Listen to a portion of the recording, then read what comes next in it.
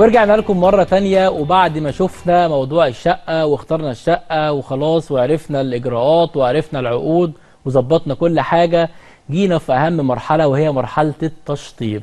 التشطيب كله بيدوخ في المرحلة دي، مبقاش عارف يعمل إيه، يجيب مهندس ولا يعمل إيه، يبدأ منين. طيب فمعانا النهارده رحبوا بالباشمهندس اسلام علاء. اهلا بيك، نورتني النهارده. اهلا وسهلا باشمهندس محمود. اهلا بحضرتك. قول لي بقى في البدايه كده ايه، عايز تعرف الساده المشاهدين بحضرتك، مين باشمهندس اسلام علاء؟ تمام، انا اسمي اسلام علاء، خريج كليه هندسه قسم عماره دفعه 2014. انا الحمد لله اتخرجت اول دفعتي وتعينت معيد. قعدت 5 سنين، بعد كده قدمت استقالتي وتفرغت تماما لشغل التصميم والتشطيب. حلو، جميل قوي، ما شاء الله، منورني النهارده. بنورك. قول لي بقى كده في البدايه، انا عندي شقه دلوقتي نص تشطيب مثلا او تمام. فيلا. تمام. شقه او فيلا نص تشطيب. اوكي. قول لي ابدا منين؟ ها، فين ودانك يا يا جوحة؟ ابدا منين؟ في لخبطه كتير، ابدا بالسباكه ولا ابدا بايه؟ اول حاجه بنبدا نعمل معاينه، بنبص على الشقه او الفيلا، بنشوف ظروفها عامله ازاي، لان كل وحده بيكون ليها نقط الضعف والقوه الخاصه بيها هي. تمام. فببدا ابص على الفيلا واشوف مساحتها، بعد كده بنعمل رفع مساحي لكامل فراغات الفيلا. بعد كده بنبدا نعمل رسم 2D زي ما احنا شايفين كده على الشاشه. تمام. بنعمل توزيعات لكل فراغ على حسب الفرش العميل عايز يحط كل حاجه فين. بعد ما نستقر معاه على 2D بنبدا نقومه ل 3D، بيكون يعني شايف الشقه او الفيلا بالكامل شكلها عامل ازاي بكل تفاصيلها زي ما هنشوف كده بعد شويه.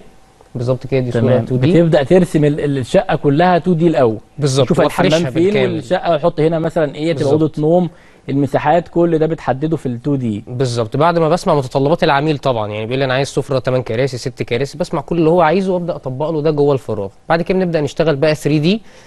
بطلع له الفراغ بالكامل، بظبط له الالوان والارضيه والخامات وكل التفاصيل ديت.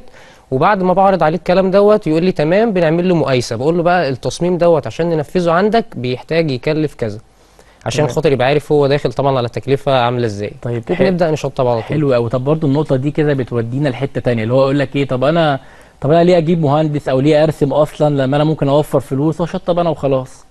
بالظبط، هو ده هيودينا الحته اللي هو انا ليه بجيب مهندس يعمل تصميم. التصميم دوره مهم جدا لانه بيوفر على العميل حاجات كتير. اولا نقطه التخيل، يعني في عميل بيبقى شقته طوب احمر او محاره فمش متخيل الالوان او الخامات هنا بعد ما تتفرش بالظبط هتبقى شكلها عامل ازاي. 3 دي بيساعدوا على الموضوع ده بشكل كبير جدا. تاني حاجه فلوس، بتوفر له فلوس كتير. بمعنى انا دلوقتي مثلا هو في بورسلين معين عجبه، لو هو جاب البورسلين دوت واستخدمه في الشقه ودفع فيه رقم وليكن 50,000 مثلا كمثال، وبعد ما فرش واختار الالوان وعمل الستاير وكل حاجه اكتشف ان البورسلين ده شكله مش مناسب مع الفرش او مع الديكور اللي موجود. بتحصل كتير فعلا. بالظبط، بيبقى قدامه حاجه من اتنين، يا اما هيضطر يكسر البورسلين دوت ويجيب الشكل اللي كان شايفه مناسب مع الديكور، يا اما هيضطر يرضى بالوضع الحالي ويعيش بيه طول حياته.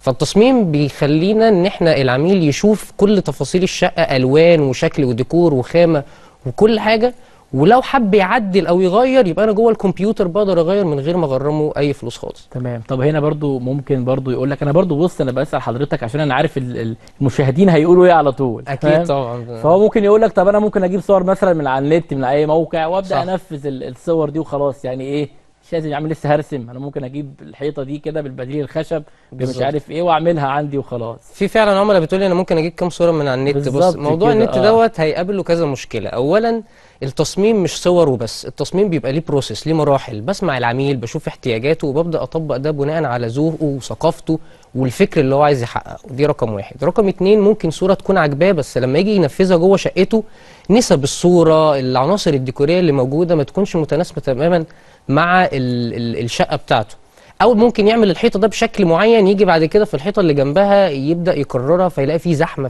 في المكان. فالصور اللي من على النت مش هتساعده قوي تصميميا، لا لازم يتعمل الموضوع بشكل متكامل. بالظبط. تمام. طيب برضو هيجي يقول لك ايه، خلاص ماشي انا هجيب باشمهندس يرسم لي الشقه او الفيلا 3 دي، تمام زي الفل، بس انا مش هشطب معاك، انا بقى هاخد الديزاين واروح انا ابدا بقى ايه، انا خلاص انا عرفت انا هحط هنا ايه وعرفت انا هجيب هنا ايه، فانا اللي هشطب واوفر برضو فلوس المهندس او النسبه اللي هياخدها. تمام. بص، خليني قبل ما اجاوبك على السؤال ده اشرح لك حاجه بسيطه خالص. في مصطلح كده مشهور جدا وكل الناس عارفاه اسمه اصول الصناعه. اصول الصناعه دي كلمه كبيره جدا. يعني ايه؟ يعني اي صنعه او اي بند انا بشتغله جوه الفراغ ليه طريقه صحيحه وسليمه المفروض وامنه طبعا المفروض بشتغل بيها. اللي يعرف الكلام دوت بيبقى الصنايعي المفروض طبعا، والمهندس اللي هو بيكون بيشرف على التنفيذ صنايعي. بتاع البند. بالظبط. طيب دلوقتي المهندس دوره اولا وليس اخيرا ان هو بيطمن ويتاكد ان الصنايعي شغال بطريقه سليمه صحيحه، ولما اجي استلم منه عشان اطمن ان البند ده اتعمل بشكل سليم بستلم منه بطريقه برضه مظبوطه. العميل ممكن يكون ما عندوش علم بالجزء دوت، دي حاجه. الحاجه الثانيه، مهندس في موقع يعني ترتيب بنود، يعني اوفر له فلوس واكسب وقت. يعني ايه؟ يعني انا دلوقتي امتى ادخل البنود مع بعض عشان اوفر له وقت، وامتى استنى على بند عشان البند اللي بعده يخش بعديه علشان ما يبوظ الدنيا في الاخر. جميل. فترتيب البنود عامل مهم جدا. في حاجه بقى اهم من كل دوت والناس بتعيشها دلوقتي، وهي غلو الاسعار. انا ممكن دلوقتي اشطب شقه مثلا مثلا يعني ب 500,000 مثلا. تمام، انا ممكن اشطب له الشقه ب 300 او 350 واطلعها بشكل افضل، لان المفروض ان المهندس بيكون عنده خبره سواء وظيفيه او جماليه، او عارف كل الخامات اللي هتطلع له الشكل اللي هو عايزه بس بسعر اقل. والله في غلو الاسعار طبعا. ده هم فاكرين ان لا مهندسين الديكور ايه، لا ده بياخد مبلغ 2 مليون بقى والملايين بالظبط والكلام كده. ده. لا لا طب طبعا. هل يا باشمهندس برضو وانتوا شغالين اثناء عملت شغال في الديزاين خلاص تمام. بتقابلوا مشاكل في الموضوع ده؟ طبعا. بص، هو اصلا المهندس دوره ان هو بيحل المشاكل. هو لولا ان العميل عنده فكر عايز يطبقه، ده في حد ذاته اشكاليه. هو عنده حاجه عايز يعملها مش عارف. فاولا بنتقابلنا مشاكل في التصميم، ان انا ممكن ادخل فراغات الاقيها مثلا مساحتها ضيقه، ممكن الاقي الفراغ ده مش عارف افرشه بشكل عامل ازاي. فده بنحاول نتجنبه طبعا في التصميم، وكذلك في التنفيذ. انا ممكن وانا داخل الشقه ابدا مثلا اكسر جزء، اكتشف ان فيه مشكله، فازاي ببدا اتعامل معاه. تمام. طيب برضو هقول لك على حاجه مهمه جدا برضو ممكن تبقى ترند الفتره دي او الناس كلها بتعملها، اللي هو الجبسون بورد.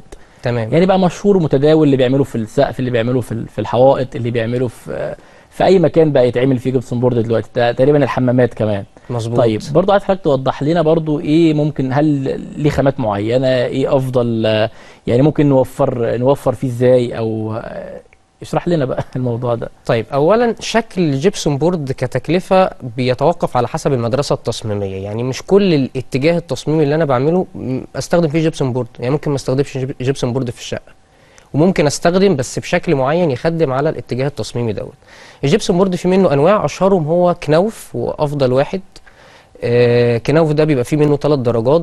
لان في ناس بتقلق من الجبسون بورد في الحمام والمطبخ، يقول لك طب ما انا كده هيبوش او يحصل له مشكله. لا طبعا. في جبسون بورد اخضر، ده بيكون مقاوم للرطوبه، بنستخدمه في الحمامات او المكان اللي فيها ميه. في مثلا جبسون بورد احمر، ده بنستخدمه في المطابخ لانه مقاوم للحراره، لو في عندي سخونيه او حاجه ما بيتاثرش خالص. والله طبعا. بس طبعا لو ولعت فيه كده هيولع. بس هو بس هو يعني بيقاوم الحراره طبعا جوه المطبخ. واللي هو الابيض اللي موجود ده بيكون اقل لهم تكلفه، فالناس بتستخدمه طبعا في الفراغات العامه زي الريسبشن او اوض النوم وكده. تمام جدا. طب ايه اللي ممكن نعمله لو الشقه مثلا مساحتها صغيره شويه؟ هل في طبعا بنراعي ده في التصميم، ان اول حاجه بنفرش الشقه في الاول بشكل سليم وظيفيا، ان انا اوفر له كل احتياجات العميل جوه الفراغ. ده بيبدا من ال2 دي. بعد كده في ال3 دي طبعا ببدا استخدم مثلا الوان ما تبقاش غامقه، الوان بتكون فاتحه، ما بعملش زحمه في التصميم عشان لما اخش ما احسش ان انا مثلا راجع من الشغل من ضغط اليوم والاسترس اللي انا فيه، اخش الاقي حاجه تكئبني اكتر بزحمه في التصميم. لا طبعا. بالظبط. ببدا اعمل له حاجه تريحه نفسيا، حاجه بيبدا يحس ان هو لا انا داخل فعلا بيتي عشان ارتاح. طيب بالمناسبه برضو ازاي اختار اللون اللي هيناسب شقتي؟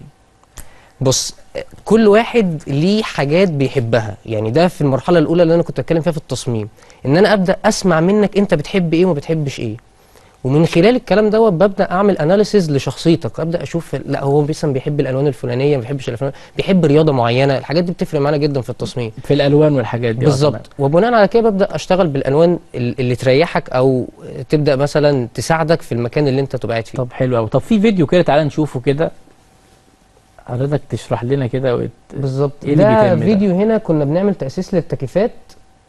فمثلا في تفصيله بسيطه العميل ممكن ما ياخدش باله منها، ان انا دلوقتي بعد ما بقيس التكييفات دوت بعملها محاره بالكامل وما بتبقاش باينه. فممكن اجي اركب برواز واقوم عامل اخرم الفريون وانا مش واخد بالي، انا عايز اركب، انا شايف حيطه. طب ايه اللي بيحصل ده بقى دلوقتي؟ انا بعمل ايه بقى؟ انا هنا ببدا اخد مقاسات الفريون بالظبط واسجلها عندي في كل شقه في اكسل شيت. وبعد ما بخلص الشغل الديكوري ببدا عايز اركب اللوح الفنيه اللي موجوده والله. فبجيب الاكسل شيت وارجع تاني واشوف اماكن الفريون جوه الحيطه عامله ازاي، وبسلم الاكسل شيت ده للكلاينت في اي وقت بقول له حبيت تغير مكان تدق مسمار في حيطه والكلام ده. احنا طبعا ما بنوصلش الكلاينت ان هو اصلا يوصل لدق مسمار في حيطه، يعني احنا بنوصل له، بنشطب له الشقه بالكامل حتى لو احتاج بالفرش طبعا. بنعمل له دوت. فهنا مثلا تفصيله بسيطه، حاجه اسمها علب الكهرباء. لما باجي بركب علب الكهرباء دور المهندس ان هو يظبطها، ما تبقاش العلبه بارزه عن الحيطه، فبنشد خيط وببدا اشوف مستوى المحاره عندي عامل ازاي. كل دي حاجات فنيه العميل ممكن يكون مفكر ان الكهرباء شويه فيش في الحيطه، اللي هو اي كهربائي وخلاص. لا بجد الموضوع شغل عالمي. بالظبط. بنشد خيط زي ما احنا كده شايفين ما شاء الله. وببدا استلمه بالملي، يعني الملي عندنا في التشطيب بيفرق جدا. طبعا طلع المسمار ليه مكان معين بالظبط، كل حاجه ليها معمول حسابها.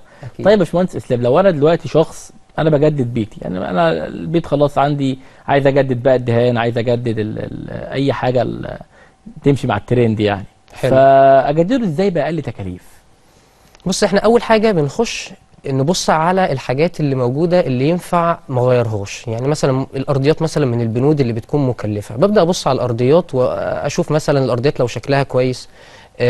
مثلا في بعض الاماكن اللي بيبقى فيها سجاد او كده، فمش محتاج ان انا اكلف العميل في ان انا اغير له الارضيه. ببدا مثلا طبعا اتست الشغل القديم، سواء حاجات متاسسه سباكه او كهرباء او تكييفات او ايا كان، وببدا اعمل له مثلا تخيل تصميمي للمكان، ان احنا المكان دوت هو موجود بالشكل دوت، بس هنعمل لمسات ديكوريه بسيطه نحول فيها المكان من الوان، من خامات، بديل خشب بديل رخام، الرخام نفسه التاتش بتاعنا بالظبط. واحنا بنبقى مرحبين جدا بعنصر مهم اللي هو عنصر الفلوس، اللي هو بيحرك اي واحد، مع عنصر الوقت طبعا. بالظبط. ان هو اساله مثلا البادجت بتاعتك ايه على حسب طبعا. بالظبط. ودي برضو بتنقلنا برضو الحته اللي هو ايه، طب انا ممكن اعمل حاجات ايه، الحاجات اللي ممكن اعملها ولو بسيطه كده تخلي الشقه عندي شكلها كويس يعني، او تفرق في الشكل يعني، تبقى بتكاليف بسيطه. انا زي ما بقول لك ان انا الاول بسمع منه هو حابب يعمل ايه، يعني بخليه الاول يحلم، مش بقول له الاول حاجه انت معاك كام. تمام، حلو. عشان ما اصدموش، بشوف هو نفسه في ايه، يقول لي والله انا نفسي احط هنا كذا وكذا، وببدا اسرد كل التفاصيل اللي هو عايز يعملها. بعد كده بقول له بقى سؤال، انت طبعا في كلاينتس بتقول لي مثلا انا قدامي شهر وعايز اخلص، ببدا اظبط معاه الوقت. باشمهندس اسلام، قول لي بقى، لو انا هاجي اختار مثلا المهندس اللي هيشطب لي الشقه، بختاره يعني بناء على ايه؟ طيب انا بحط نفسي مكان العميل.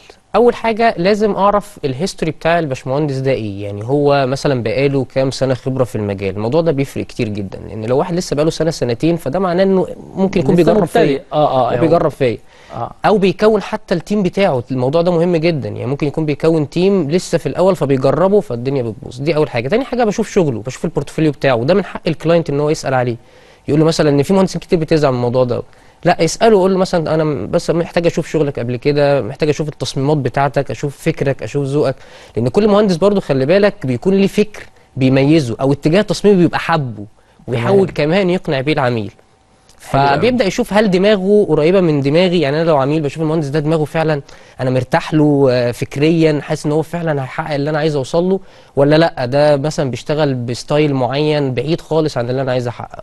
فدي معايير مهمه طبعا لازم اخد بالي منها وانا بختار المهندس. طبعا. ما شاء الله، انا كنت مستمتع جدا بجد باللقاء مع حضرتك يعني، ونورتني جدا واستفدنا، واكيد برضو الساده المشاهدين استفادوا كتير جدا من اللقاء الجميل ده. فنورتنا يا باشمهندس اسلام، نورتني جدا جدا، وبشكرك على وجودك معايا. انا اللي بشكرك جدا وبشكر البرنامج كله، وحابب برضه اضيف كده خصم خاص بالبرنامج خلال الشهر ده. فعلا يعني اي حد هيتعاقد من خلال البرنامج خلال الشهر ده هيبقى ليه معاينه مجانيه وتصميم 2 دي مجانا. ما شاء الله. و2% خصم على التشطيب بالكامل. ركز في الكلام. وفي نهايه حلقتنا وقبل ما ننهي الحلقه، بعد ما شفنا الشقه واخترناها وبعد ما شطبناها، نيجي لمرحله مهمه وهي مرحله الفرش. تعالوا كده نخرج بتقرير في معرض بالي فرنتشر في مدينه نصر، ونشوف التريكات والحركات والجمال اللي عندهم. يلا بينا نشوف التقرير.